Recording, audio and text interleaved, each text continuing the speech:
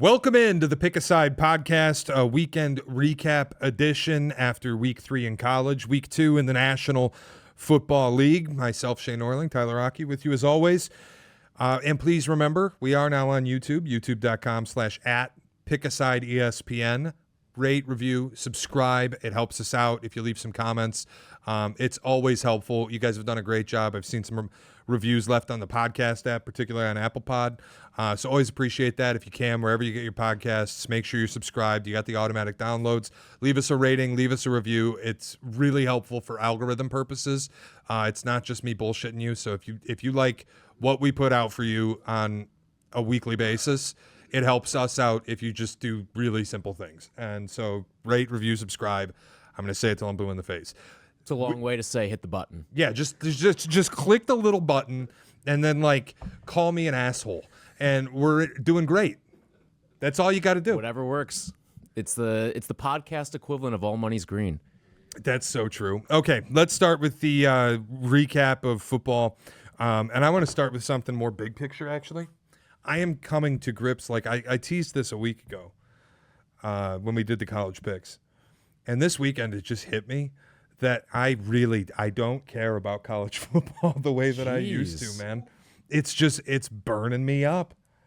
Really? It was a good weekend this weekend. You know what's funny is the games were great, and I love the Saturday still. I love whether I'm at home, whether I'm going to the bar. I love just morning till 2 a.m. watching college games, especially when the games are as good as they were. But the 13-week period of really caring about it, it's gone for me. I don't know what happened to it. Wow. So we're leading this thing off back-to-back pods of complete and utter darkness. And I think a part of it is Virginia Tech waxed Brent Pry, which we knew was coming. UCLA waxed their coach. Deshaun Foster, yep. Which, by the way, Deshaun Foster with one of the great all-time Big Ten Media Day answers of what can you tell us about UCLA? We're in Los Angeles. One of the great all-time Media Day answers. But just the idea now that those two coaches are gone, and as a result, the 30-day transfer window opens for all the players on both teams, and all the players who haven't already are eligible to take red shirts. I get it's the best thing for the player, and that they can go find a program where hopefully they can have some success and turn their lives into potentially being NFL picks. I get it's the best thing for the player. It hurts my ability as a fan to care about the sport, because the beauty for me of college football when I was growing up was these players care as much about being on this team as I do about rooting for it. And that is completely gone now. And we're left with these mercenary quarterbacks, some of whom stink, shout out Arch Manning, that they don't care. They don't care what school they're at. They just want the best opportunity either to win or to get themselves into the draft. And that's wonderful. I'm not admonishing the kid. It's just my ability to be a fan of this sport. It's no different now than watching the NFL. And there used to be a separate, more unique passion that I'm no longer capable of producing. I don't know. If we're firing a coach after week 3, chances are I have zero desire to root for any of those guys anyway. Might be fair. It's not changing my passion for the sport at all. It's the changing landscape that we're in. There's going to be some adaptation that's going to take place. And quite frankly, I don't care. If it hasn't happened to my team quite yet, but if Syracuse fired their head coach after week 3, chances are I don't want to affiliate with any of those 90 losers on the team anyway. It did happen to me. At the very start of this, but yeah, at the very start of all this, it happened to me, and I'm realizing that was the start of me. I'm kind of this. Just it's not the same anymore. That was different. That was fired with cause. Well, yeah, I get it. And look, Mel Tucker needed to go. Tucker, I hardly know her. He had to go, but I stand by. If Michigan State starts taking it seriously and gets good, then maybe I will feel differently. And it's just the fact that I'm resigned to my team's meaningless on all of these Saturdays, and I'm just watching all these teams I don't actually root for or have a passionate interest in, and it's all for the gambling and it's all for this show. I still love watching it. I'm always going to watch it. I just don't love the sport the same way that I used to. It's really hitting me. I think you just don't like football. That's not true. I think because you just don't like football. I very much enjoyed the NFL on Sunday. But I know what the NFL is. Casual like the NFL on Sunday. Yeah, I know. But I know what the NFL is. I know it's expected. I know they're all mercenaries. I also think it's the best reality TV that there is.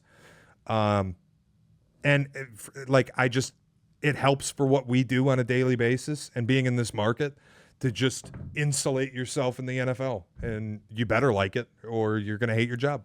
To do what we do, you can't dislike football. That's just a fact. I think you're trending that way. No, You're getting there. It's not even that You're getting there. I'll tell you, watching Georgia Tennessee was outstanding. That was one of the better college games I've watched in a while because I thought the quarterback play was some of the best I've seen in college this year or last year, like dating back to when we had Caleb and Michael Penix and Bo Nix and Jaden Daniels all in college at the same time.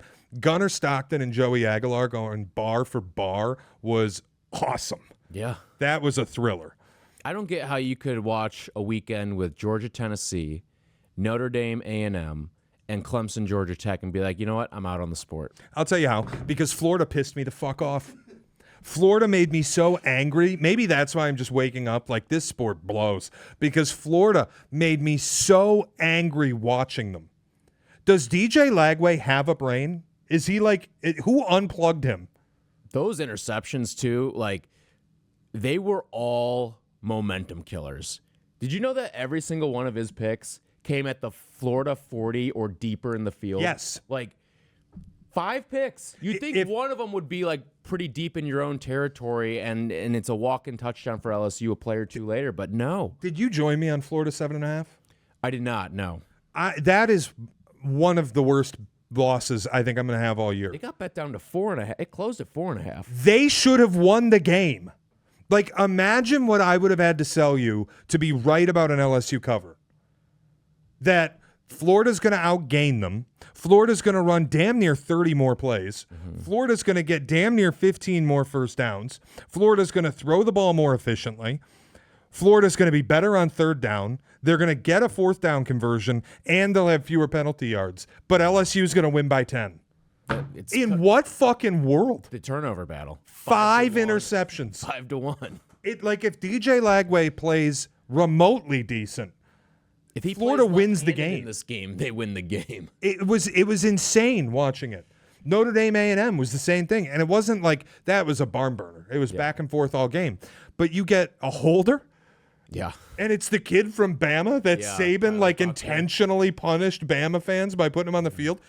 Drops the snap, and they've got a fire drill like a annexation of Puerto Rico that goes nowhere. And you end up with you're up 6 points with very little time left in the game. A&M drives down the field. Credit Marcel Reed, makes a great throw. A&M wins the game. Awesome moment, but as a Notre Dame backer, I'm like, what the fuck? Yeah, you're thinking if you're a Notre Dame fan too, just from the sole purpose of winning, forget the 6.5 and the number that was with it. The best thing possible could have been for that kick return touchdown to have counted, because at least you knew you were getting the ball last. Yeah, and that was a game where it was team with the ball last is going to win this game. I mean, it was everywhere across the board. I was getting screwed one way or another. I had a horrible week in college, which might be another reason why I'm feeling so shitty about it this morning. I got screwed everywhere. I'm laying Notre Dame 6.5. They fuck up an extra point to go up 7, and they're up 6. Well, I'm dead. Even if Notre Dame wins the game, I'm dead. Yeah. Florida plus 7.5. Florida dominates LSU. It felt like Florida should have been up by 3 scores the whole time. Florida loses by 10. I got Georgia laying 3.5 in an incredible game. I get the luck of Georgia getting a defensive stop, one of the few they got all day, in overtime, but then there's no extra point on a walk-off touchdown, so I'm fucked holding the hook on 3.5. Over 57 in the backyard brawl. How's a 10-point first half sound? Choke on that. They got to overtime and couldn't get to over 57 because they couldn't score. There were 3 possessions. The first 3 possessions of the game all got into the opposing 40, all came up empty. Missed field goal, turnover on downs. I'm like, what am I watching? This is why the sport's great, though.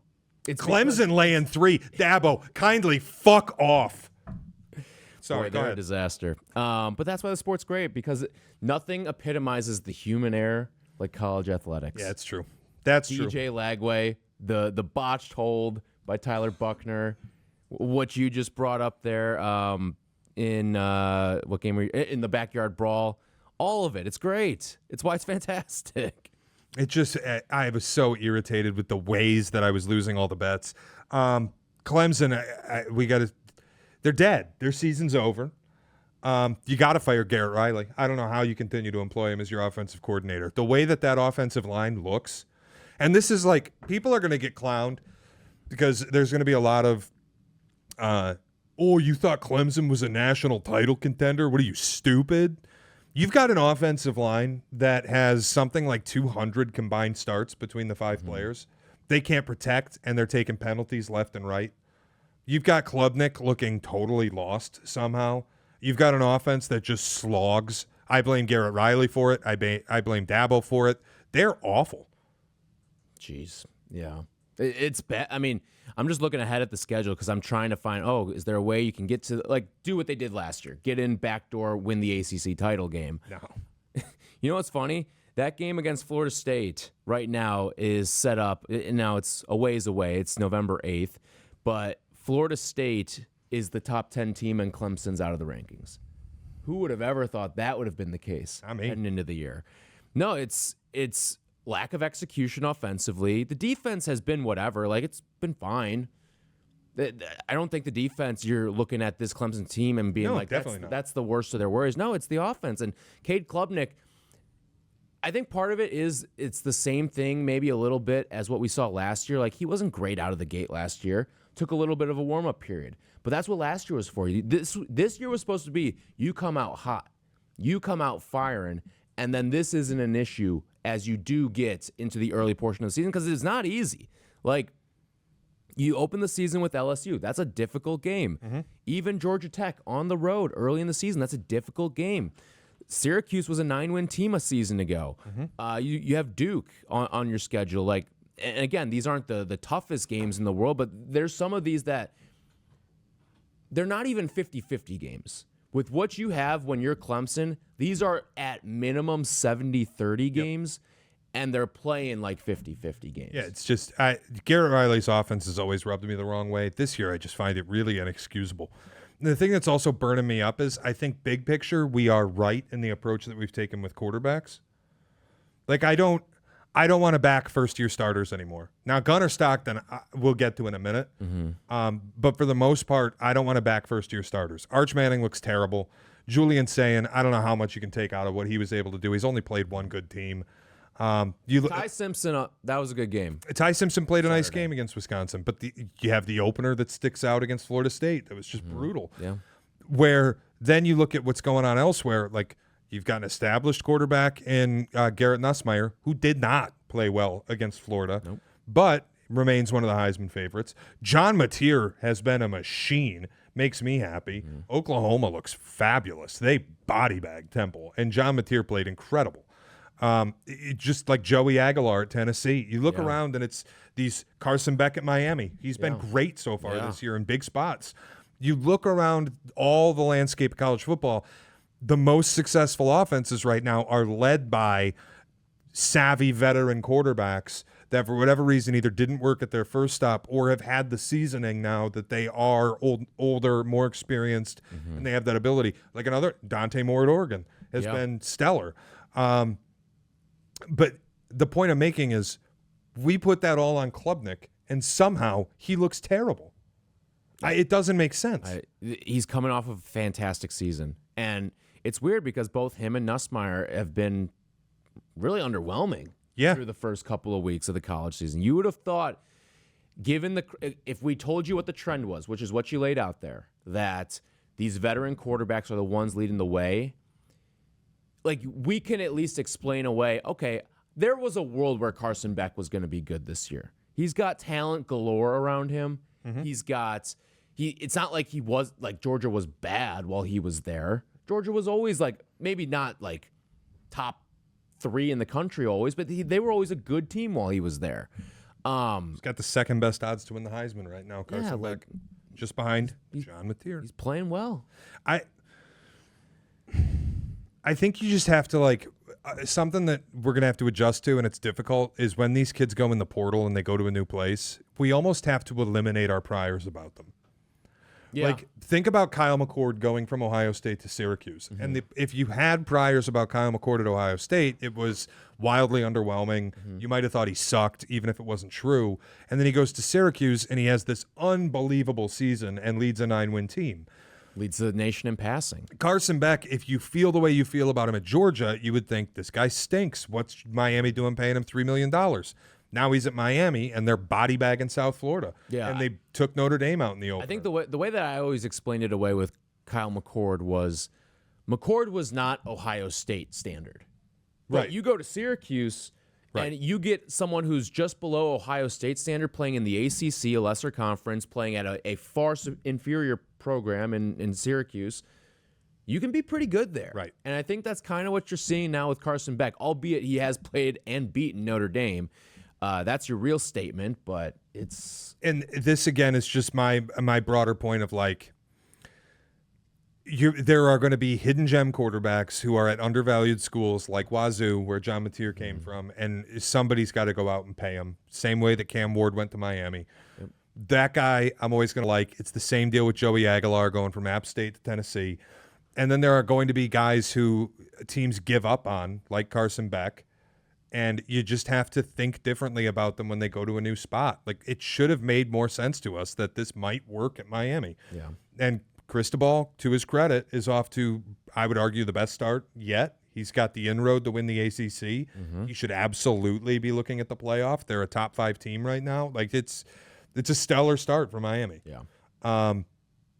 I do want to talk about Gunnar Stockton just for a moment, because I know it's, what is it, September 15th, 2025? Correct. I'm going to bring something up for September 2026. We're betting him to win the Heisman next year. Ooh. He is fucking good. Will he be there? Is he draft eligible? He's a junior. Oh, is he really? Yeah. I thought he was a redshirt sophomore. Which that would make him draft eligible too. Should we bet him to go number 1 in the draft? Like, I was absolutely blown away by him. And it's a player that I didn't think highly of last year. Like, there was obviously stuff coming out of Georgia. You don't know Gunnar Stockton, he's better than Carson Beck. But you always take that with a grain of salt. Yeah. I didn't like what I'd seen from him against Texas last season when he was forced into duty. I didn't like really what I saw from him the first couple of weeks with Georgia. What he did walking into Neyland, everything about him was what I want to see out of a quarterback. When, like, he's an athlete, he's incredibly mobile. He seems to really process the offense well. He'll sit in the pocket and let the play develop. He does eject early a little bit too often. He does have happy feet, but he processes well. He'll allow plays to develop. When he's flushed, he doesn't take off and scramble. Keeps his eyes downfield. Like, he's looking to make a splashy play wherever he is on the field. I thought he was stellar. Yeah, well, and when you get punched in the mouth in the first quarter like that, 21-7, they go down, and it's like, all right, well, this thing feels over. Like, Yeah. Tennessee just came to play today. The streak's getting snapped against Georgia, and, boy, he just hung in the fight. That 4th and 6 throw, that's like, some of the running plays, too, that he had. the running plays were incredible. The ability to get outside and extend a play long enough to go downfield and hunt, I loved seeing it. But the 4th and 6th, got to have it, game on the line, and you drop it in a bucket right on the pylon. Only your receiver can get it. That was 99th percentile stuff. It was incredible. I loved what I saw from him. And I'm elevating Georgia. Like, that, what we've seen out of the SEC so far this season, 3 weeks in, Texas started as the favorite. Dude, they look bad. Yeah. They don't look just not, they look bad. And Arch, I don't know if he's hurt or if it was just the all-time great hype machine. He looks terrible. Georgia's going to win the SEC. If this Gunnar Stockton is half of what he showed us he is at Tennessee, they're winning the conference. I'm just thinking through. I will say this. I'm not downgrading Tennessee from this performance either. I think they're both going to be in the playoff. They are. They might play again in Atlanta. Yeah, they very well could. And this could have been the first of two between these two teams. Listen, I thought the quarterback play on both sides was tremendous, and especially when you give in the context of what these defenses are. both of these defenses are elite. You're talking about like top 5-7 defenses in the country. And we looked at 85 points in this game. Forget the fact that it went to overtime. Overtime is not why this game got into the 80s. This game got into the 80s because of what was done in regulation.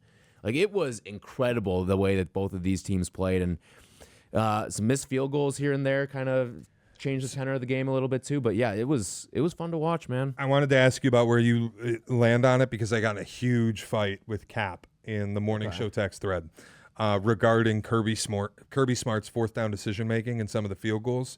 So there was, before halftime, from the 2-yard line or the 3-yard line, kicked a field goal to make it a 4-point game. Now, he was trailing at the time, so I think it was 21-14, kicked a field goal to make it 21-17.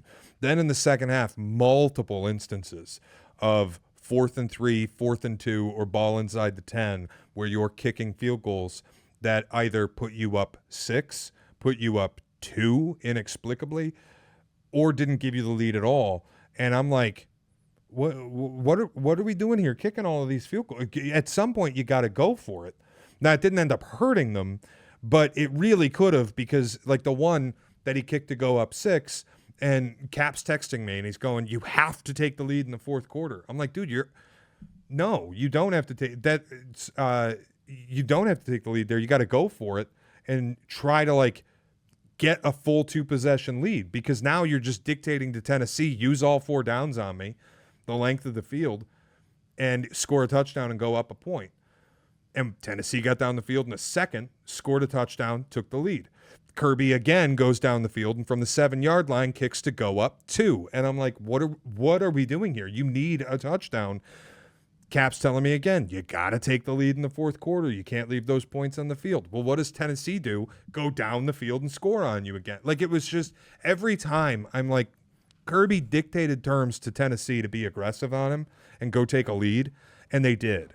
And I just thought they were silly, but results all that matters. I just wanted your take on the 4th down decision making. No, I think analytics in college football are very different in the NFL, because NFL, I feel like, is a little more cookie cutter, whereas everyone is relatively close in terms of how good they are. Sure. Whereas in college, I feel like you're looking at a giant talent disparity.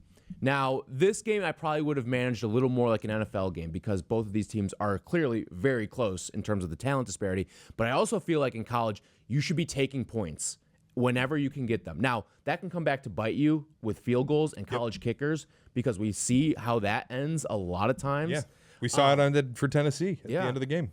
I mean, that's a pressure-packed Sure, of field course. goal, so that's a little bit of a different situation. But I just think that in college, I err more on the side of you try to take points in close games like this, because if you're Georgia, I think you trust your defense. Even though it has been getting gashed all game long, you know what you've got there. I think my biggest argument back was it wasn't just the fact that the field goals didn't meaningfully alter your lead or give you an extra possession, a cushion. It was also, you are trusting a defense that's giving up 8.5 yards per play, and you haven't been able to substitute because Tennessee's running tempo on you in their building. Mm-hmm. It just felt really like you're trusting a unit you probably should not trust right now. That's fair. I think the other part, too, is maybe it's you realize that this is going to be a who has the ball last type of game. Maybe. And if you're not putting up points, then you may be down 10 when you have the ball last, and then you're caught with your pants down like that. Yeah. I wanted to also apologize. The D-Gem play, K-State -1. I was being stupid. Well done on you taking Arizona. Thank you. Kansas State, Jesus Christ. Avery Johnson hit the bricks, buddy. Like, my God, is he bad. And then great shout by both of us, really. Cal hosting Minnesota, never in doubt. Yeah, well done on that. Never in doubt. One. I needed one late. I needed a chase win. The day went terrible for me. I was 3-6 overall on Saturday in college. And some of them I thought were just terrible losses. Louisiana +27 at Mizzou, dumb. Sometimes you get a little cute with the look-ahead stuff. That was just dumb. Didn't need to happen. In South Carolina, how about Vandy? Yeah. Can we? The truck. Lenore Sellers left the game. I don't know that it would have mattered. Vandy was shutting down South Carolina.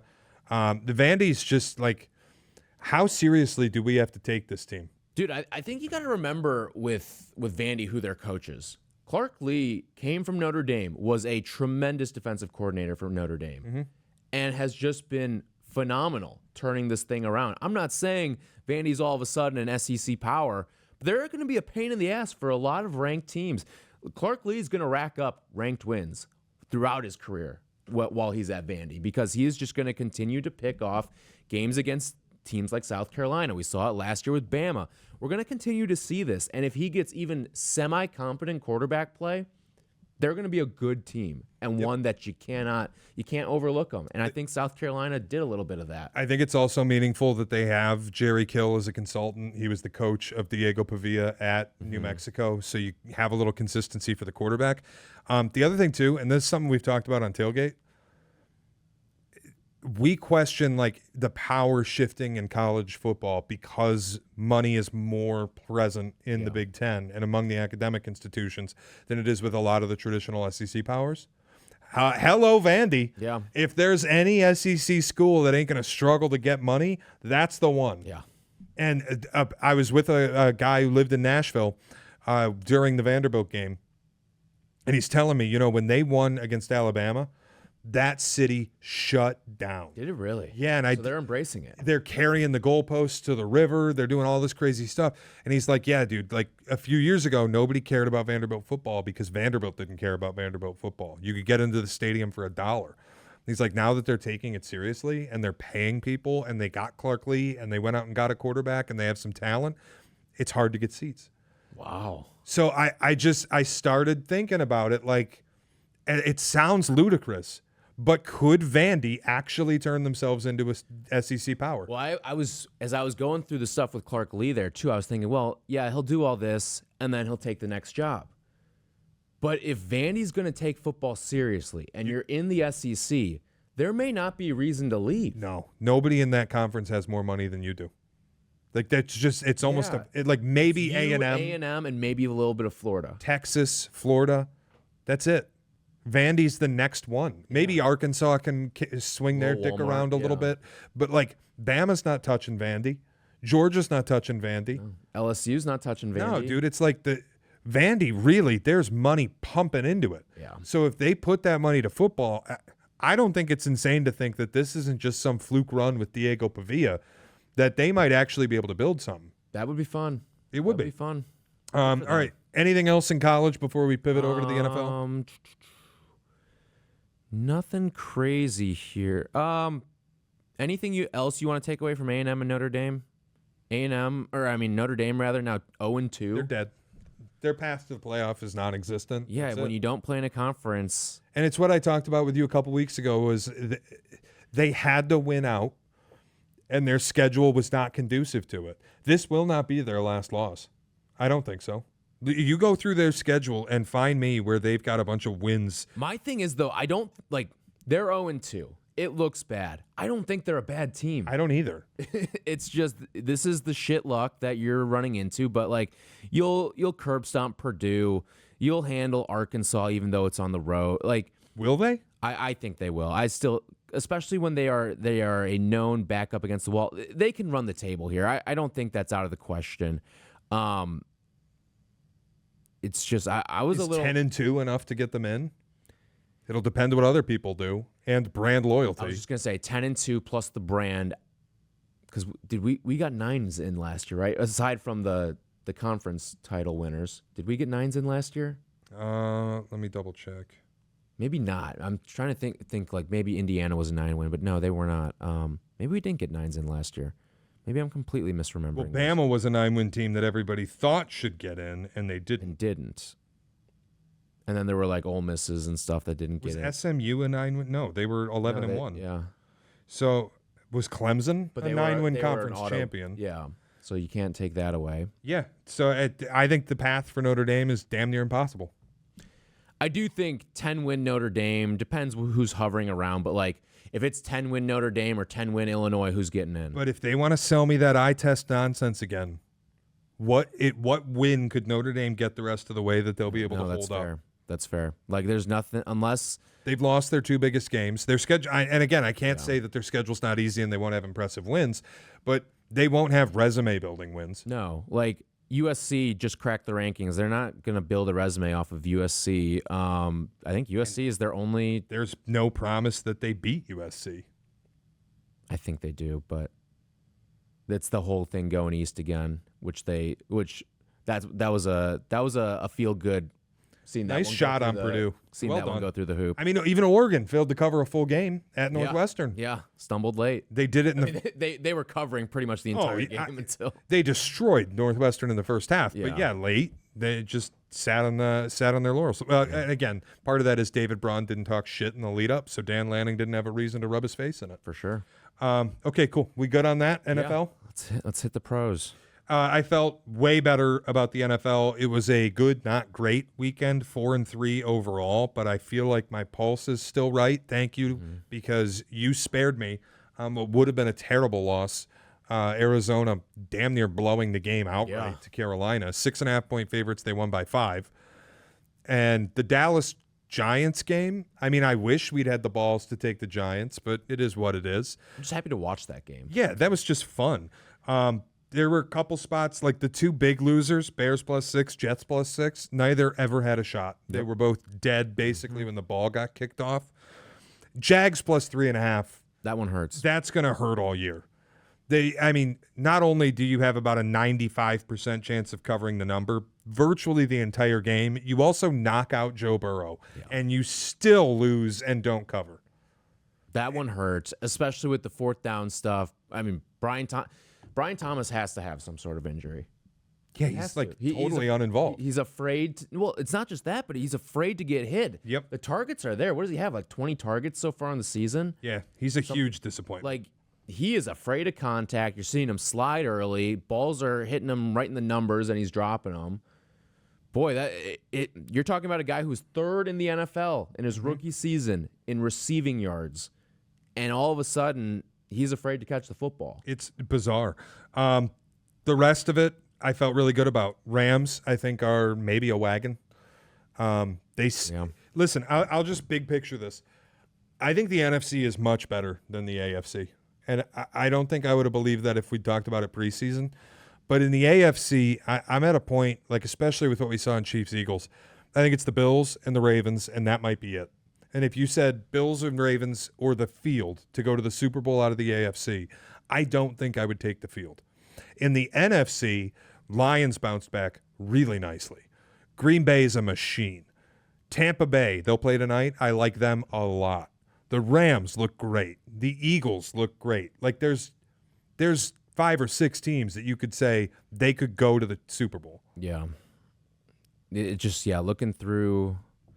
It's funny because I think the thesis is still the same from what it was last year, where the AFC clearly has the better quarterback play, but the NFC has the better team teams. Construction. Yeah, and I think the NFC, like if you were to build an all-star team, like you'd take the NFC.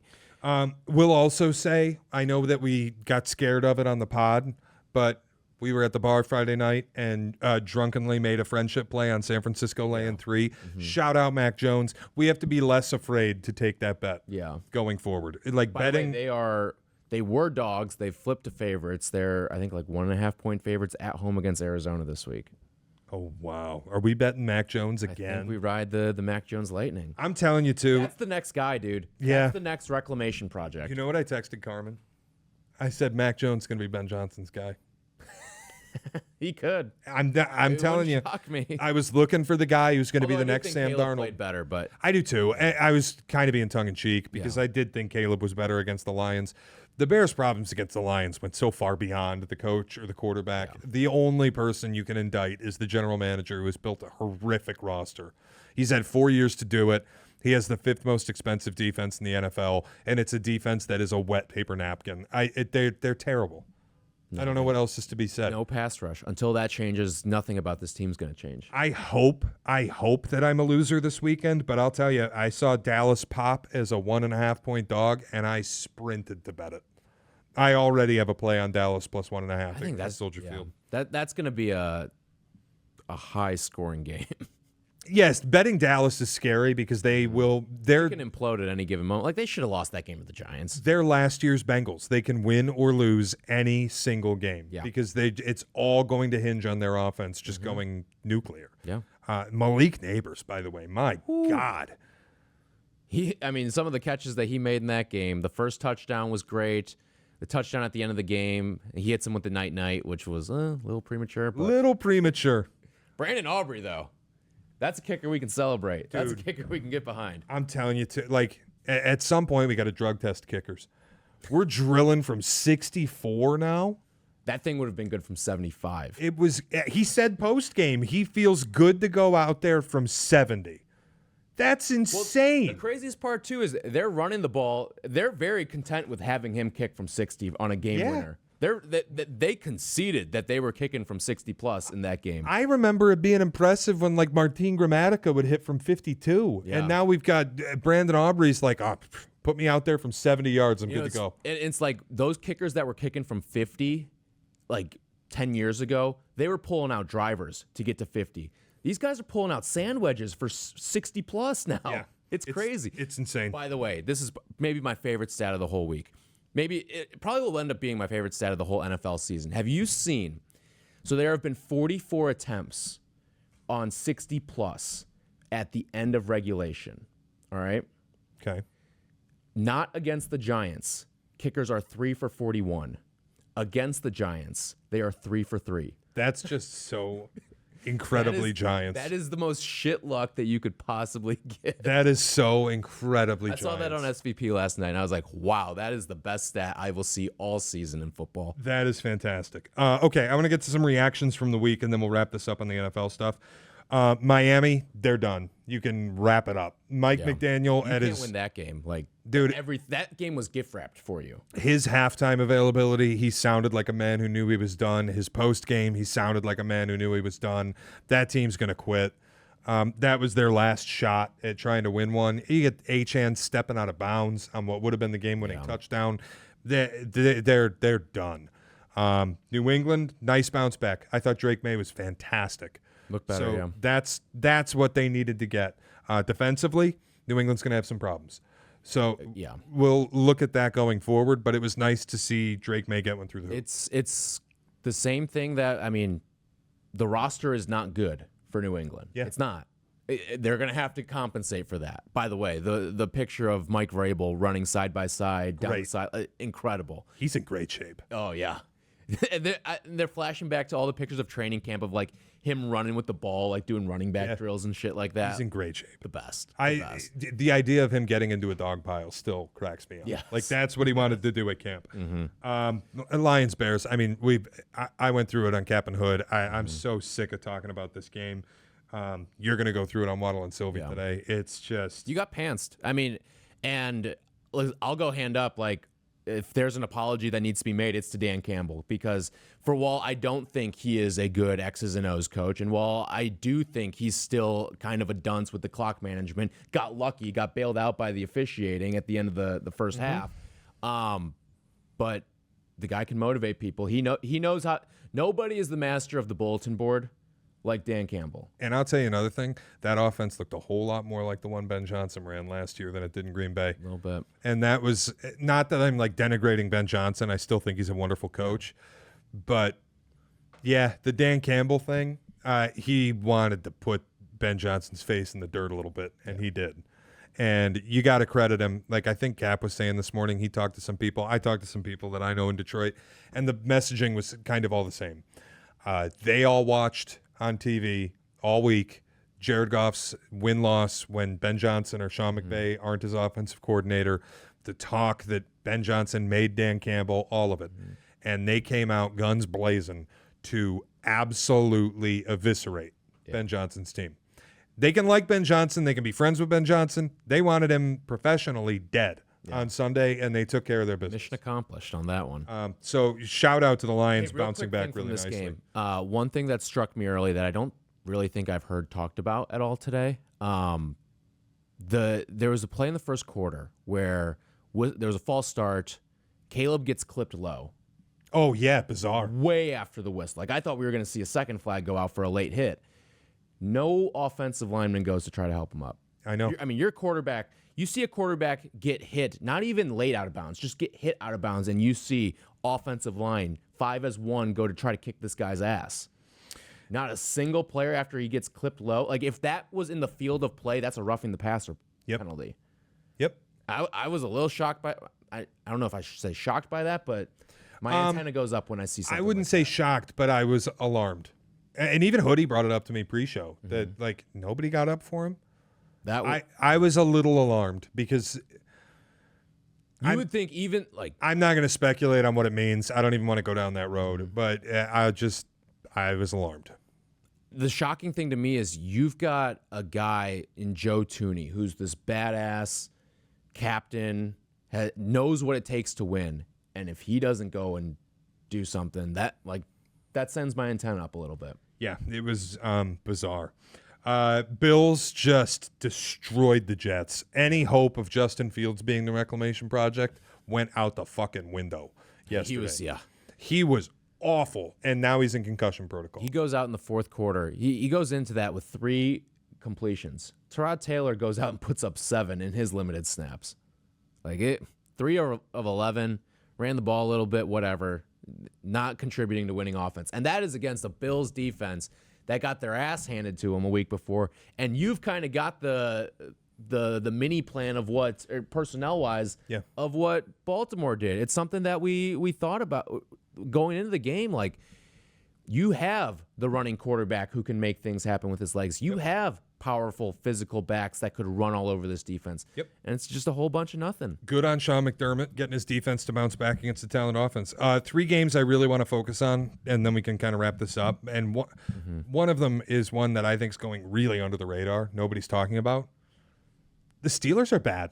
Can we just comfortably say the Steelers are bad? They are bad. I think that was just such an un-Steelers-like culture play, too, that swung the whole game. When Caleb Johnson lets that ball bounce in the end zone and doesn't know the rule, it's part of why, too, well, I shouldn't even say that's why you should change the college kickoff to align with the NFL, but... No, it's just coaching. You got to make sure your guy knows the rule. Well, it's not even that. In any level, grab the ball. Yeah. No, it was bizarre. That was insane. I thought Rodgers played terribly. He got hit a ton again behind an offensive line that they are not going to be able to protect him. And defensively, dude, they're bad. They can't stop the run. You're letting Darnold, I know he threw a couple picks, but you're letting Darnold throw the ball all over the yard on you. A breakfast ball in your house, home opener with Aaron Rodgers. They're just not good. It was a disaster what happened there. Everything. I'm stunned at how, and maybe I just haven't watched enough this morning, I feel like they're ducking smoke. I feel like everybody wants to dance on someone else's grave. Yeah, it definitely got hidden in the shuffle, but I think there's teams with bigger issues. Well, yeah, which brings me to the other game I really, really would like to highlight because ding dong, the witch is dead. The Wicked Witch of the West is gone away. It is a sunrise over a grateful universe today. The Kansas City Chiefs are no more. They are donezo for 2025 purposes. I would not write that funeral. I would not be drafting up those services. Have you looked at their schedule? Yeah, I see it, but I also think that you came out of the gate, you played a game in Brazil, whatever, and then you played the defending Super Bowl champions and played them to a field goal. Do you know, and obviously with a 17-game season, this changes a little bit, but not much. Do you know historically what percent of teams that start 0-2 make the playoffs? It's probably like 5%. It's 11%. Okay. Giants, I think, is actually a frisky game. The Giants offense showed life. Now, granted, it was against the Dallas defense, but you've got Kansas City going on the road to MetLife. Giants feeling good. Russell Wilson might be an idiot. He also might be great. I have no idea on a play-by-play basis, but I know, fuck it, Neighbors is down there somewhere. Yeah. After that, they get back to Arrowhead. Their gift, the Ravens. Mm-hmm. Then they go to Jacksonville, which, look, the Jags might not be good, but I don't think that's some pushover contest either. And then they host Detroit. Dude, there's a world where they're 2-5. Yeah, but I could also see them winning these next 4 games too.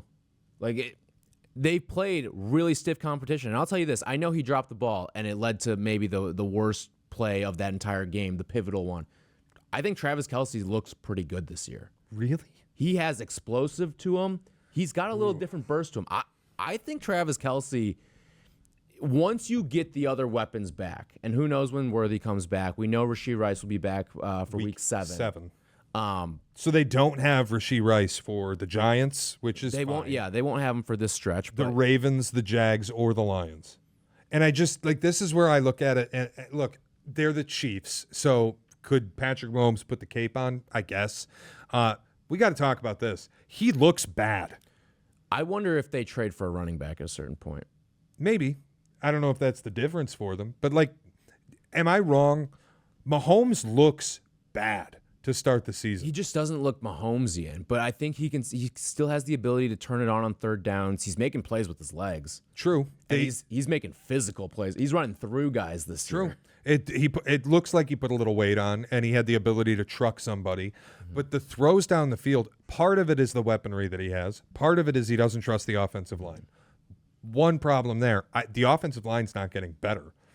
I don't know that I agree with you on Kelsey. There was a simple crossing route where he just wasn't able to get to an easy pass.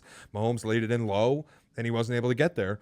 The same thing on the pick, another simple crossing route, laid it right in, popped it up like a volleyball right to Andrew Makuba. Yeah, I would say that the Kelsey stuff is more ball in his hands. When he does have the ball in his hands, Okay. I think he looks a little more explosive than he did last year. The route running stuff doesn't look as crisp to me, and he looks a little slower. And obviously, he's getting long in the He's never tooth. been a fast guy, though. No, and he's getting a little long in the tooth. It's just I don't think he's close to the player that he was when the Chiefs were at their prime.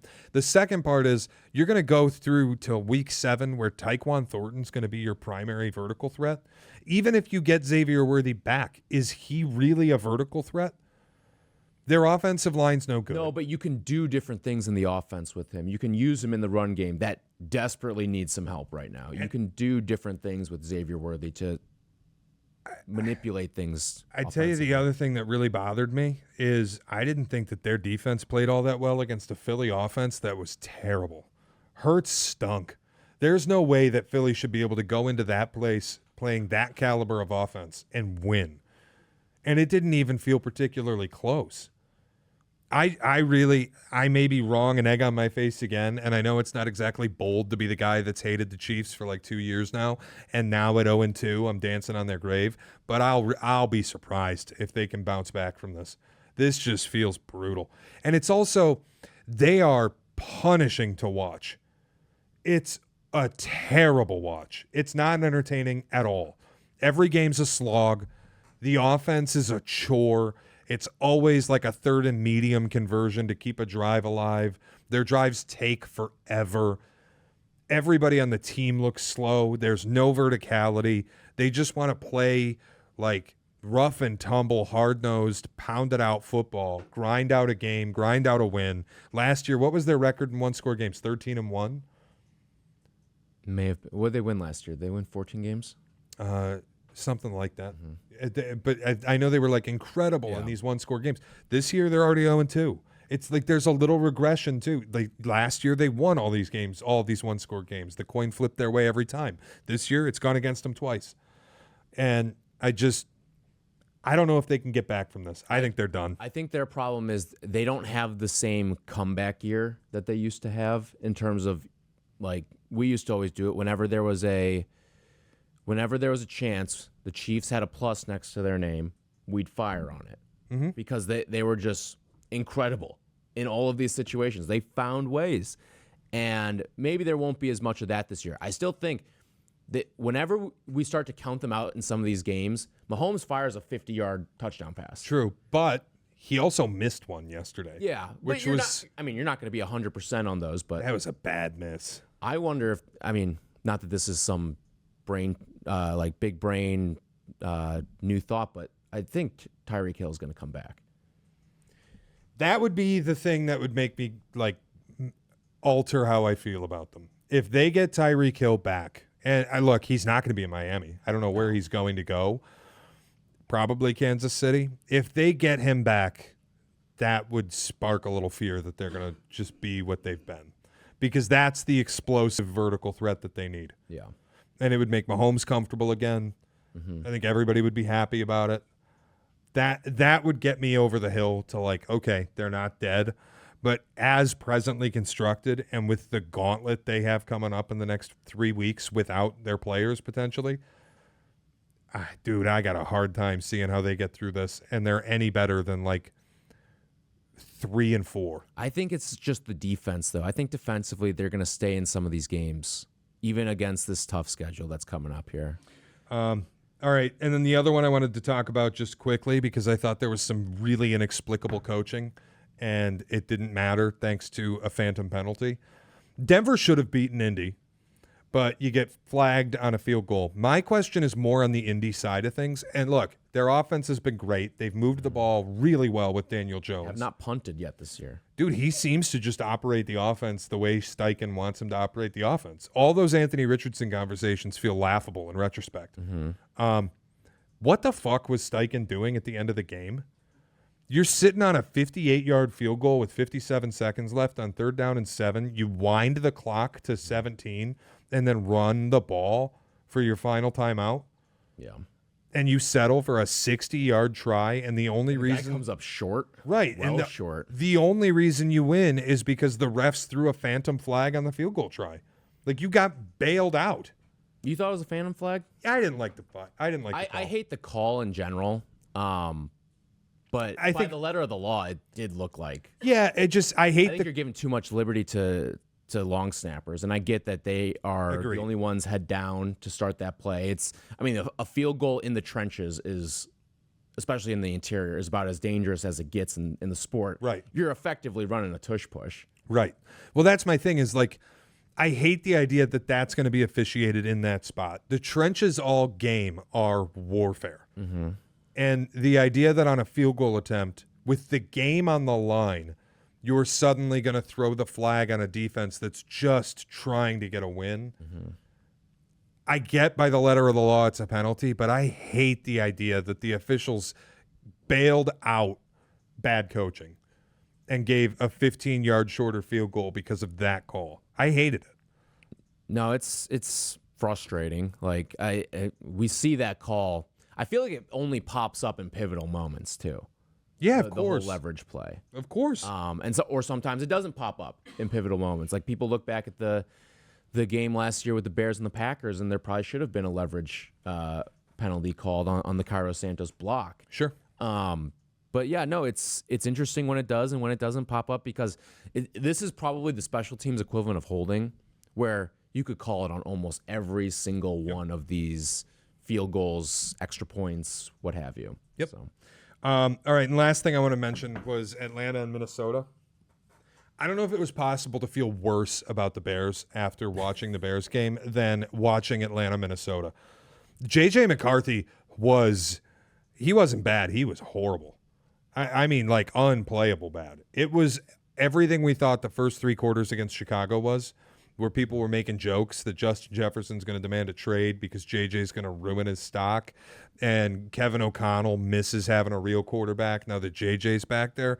That was 4 quarters of it last night in Minnesota. He was terrible. No touchdowns for JJ. I mean, they weren't even like close either. The interceptions were awful. Yeah, even the ones that didn't count, like that were dropped, like There were missed throws. There was a first down try. I think it was to Justin Jefferson, and he just laid it up about 7 yards short. Yeah. I'm like, what? oh yeah, I remember that. What's even Collinsworth is like, yeah, there's nobody you can blame on that one. That's Collinsworth just was a pretty bad hard on throw. him last night. Dude, Collinsworth was ripping him apart. Yeah. And Penix didn't play particularly great, and you got to give some credit to the Atlanta defense. But I came out of it going, boy, I feel no differently about JJ than I did in the offseason. And maybe the Bears defense is the worst unit in football. Yeah. How did they allow him to look that way? Atlanta had 5 sacks in the first half, and of course Leonard Floyd, just to further deepen the wound for the Bears. He's getting in on the mix there in Atlanta, and the way that there were guys that they took in the draft too that they went out like remember they went out and got Jalen Walker, and then they got James Pierce and doubled back on it. They drafted only defense. They invested in the trenches, and they were getting to the quarterback last night, and that's. When you see that versus what the Bears did against, and they still sacked him 3 times, but the way that Atlanta got to him was almost instantaneous. It felt like, whereas like the Bears, there were some that felt like coverage sacks. Yeah. Well, and it was also like I remember watching Monday night, the start of that game, and we were talking about it. The Bears were getting pressure rushing 4. And we're like, whoa, Dio looks good. Could this defensive line actually be something? And then you watch last night what Atlanta did to Minnesota's offensive line, and you go, oh, it's supposed to look like that. Yeah. If you're good, that's what it looks like. It just, I have never watched another team's game and come away feeling so much worse about a team that didn't play in that game than I did yesterday. No, I felt the same way. And I'm scared, man. I am terrified that the Bears are awful. I really am. Until the pass rush is fixed, nothing is going to change with this team. Nothing. It just sucks. Yeah. The other side of Atlanta, too, I mean, Bijan Robinson. Holy hell. Yeah, he's incredible. How about Saquon on the broadcast talking about how he is the best cutter in the NFL? Yeah. And there's I mean, the way that he just rips people out of their jocks, it is insane the way that he can get left to right or right to left. He's the best running back in football to me. I still think it's Saquon, but like in terms of like cutting, it's Bijan's incredible. Yeah. Anything else before we wrap it up? Well, we got Monday Night Football. I will tell you, I'm going to bet Tampa plus 2.5. Okay. I'm on the under 46.5 in Vegas and LA if you want to stay up late tonight. No shot. I will be having my beauty sleep by the time that game kicks off. 9 o'clock kick. You got to get the... Just like old times. Probably I'll be up until halftime.